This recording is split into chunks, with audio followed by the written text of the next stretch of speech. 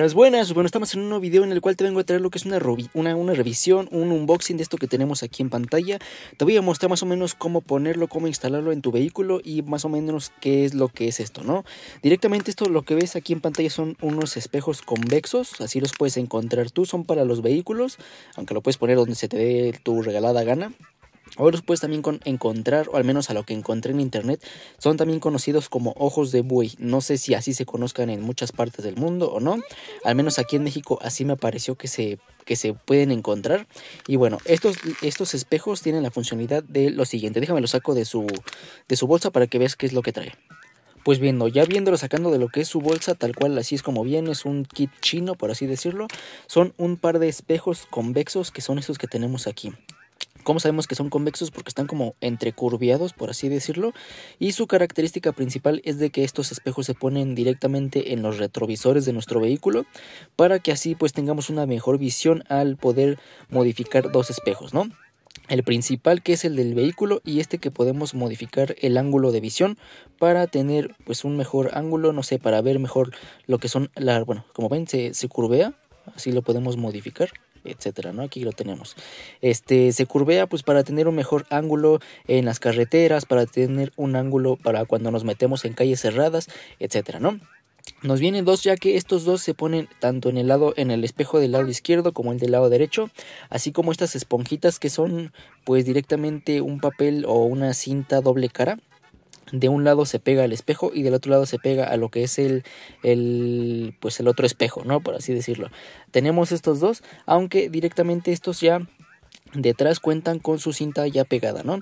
Estos son como más como para de repuesto por si ya la regaste o por si ya erraste la posición. Simplemente este se quita y se pone ese nuevo. Pero pues directamente este tiene su cubredor o su cubrecita así. Y aquí se pega, ¿no?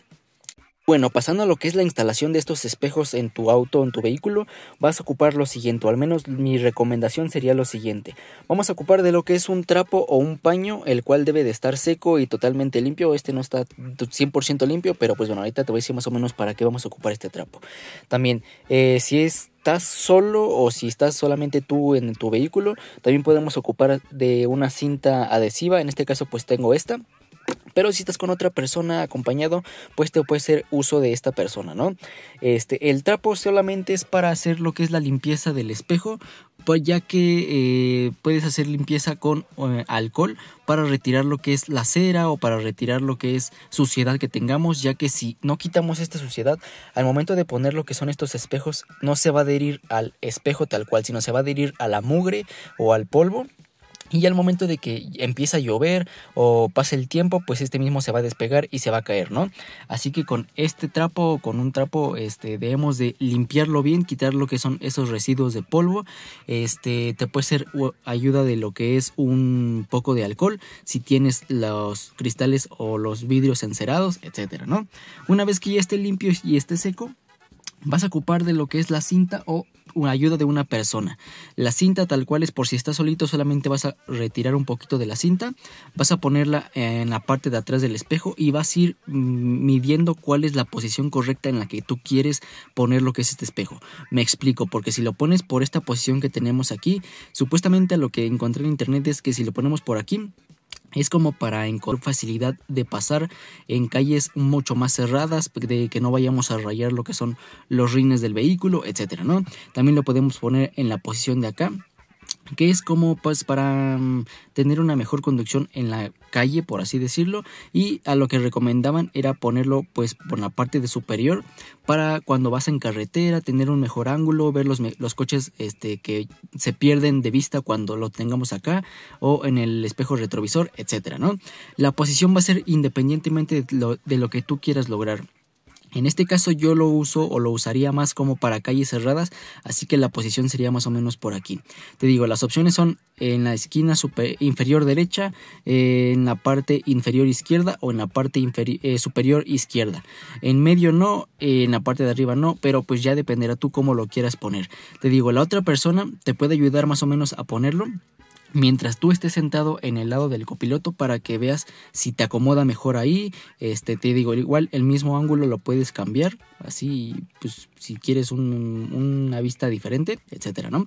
Pero pues para que tú tengas, la persona que va a manejar es quien se debe de preocupar por la posición de los espejos. Así que la otra persona te puedes ayudar de la otra persona para ver si ahí se ve bien. Que te diga, no, pues es que no se ve bien ahí, pues entonces lo mueves en la parte superior de acá, ¿no?